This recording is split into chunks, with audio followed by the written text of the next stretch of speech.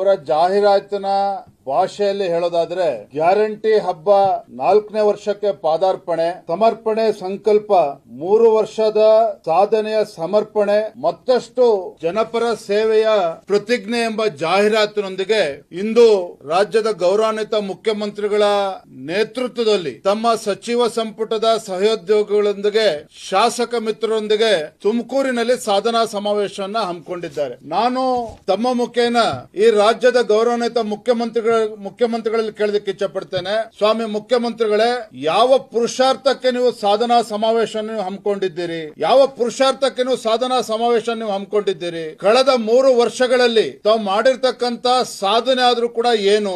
ರಾಜ್ಯದಲ್ಲಿ ಏನಾದ್ರು ಅಭಿವೃದ್ಧಿ ಕೆಲಸ ಕಾರ್ಯಗಳು ಆಗಿದ್ದಾವ? ಹೊಸ ಯೋಜನೆಗಳಿಗೆ ಏನಾದ್ರು ಕೊಟ್ಟಿದ್ದೀರಾ? ನೆರೆ ಮತ್ತು ಬರದ ಸಂದರ್ಭದಲ್ಲಿ ಈ ನಾಡಿಗೆರಡು ತುತ್ತು ಅನ್ನವನ್ನ ಕೊಡ್ತಕ್ಕಂತ ರೈತನ ಬದುಕನ್ನ ಕಟ್ಟಿಕೊಡ್ತಕ್ಕಂತ ಸಲುವಾಗಿ ಏನಾದ್ರು ನೆರವಿಗೆ ನೀವೇನೋ ನಿಮ್ ಸರ್ಕಾರ ಬಂದಿದ್ಯಾ?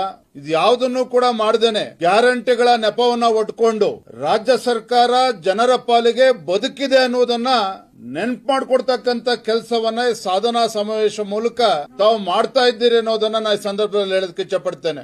ಉದ್ಯೋಗ ಸೃಷ್ಟಿ ಬಗ್ಗೆ ಸಾಕಷ್ಟು ಮಾತನಾಡ್ತಾ ಇದ್ದಾರೆ. ಪಾಪ ಕೈಗಾರಿಕಾ ಸಚಿವರು ಸ್ವಿಟ್ಜರ್ಲ್ಯಾಂಡ್ ಇಂದ ಹಿಡಿದು ಬೇರೆ ಬೇರೆ ದೇಶಗಳನ್ನು ಕೂಡ ಭೇಟಿಯನ್ನ ಕೊಟ್ಟಿದ್ದಾರೆ. ಆದ್ರೆ ಇವತ್ತು ಕರ್ನಾಟಕದ ವಾಸ್ತವಿಕ ಪರಿಸ್ಥಿತಿ ಏನಪ್ಪಾ ಅಂತ ಹೇಳಿದ್ರೆ, ಇಲ್ಲಿರ್ತಕ್ಕಂತ ಉದ್ಯಮಿಗಳು, ಕೈಗಾರಿಕೋದ್ಯಮಿಗಳು ಕರ್ನಾಟಕವನ್ನು ಬಿಟ್ಟು ಹೊರ ರಾಜ್ಯಕ್ಕೆ ಹೋಗ್ತಕ್ಕಂತ ಕೆಲಸ ಆಗ್ತಾ ಇದೆಯೇ ವಿನಃ ಇವರ ಹೂಡಿಕೆಗಳು ಕೇವಲ MOU ಮೂಲಕ ಪೇಪರ್ಸ್ ಮೇಲೆ ಇರ್ತಕ್ಕಂಥ ಪತ್ರಿಕೆ ಮೇಲೆ ಇದೆ ಅಷ್ಟೇನೆ. ಯಾವುದೂ ಕೂಡ ಅನುಷ್ಠಾನ ತರೋದಕ್ಕೆ ಸಾಧ್ಯ ಆಗ್ತಾ ಇಲ್ಲ.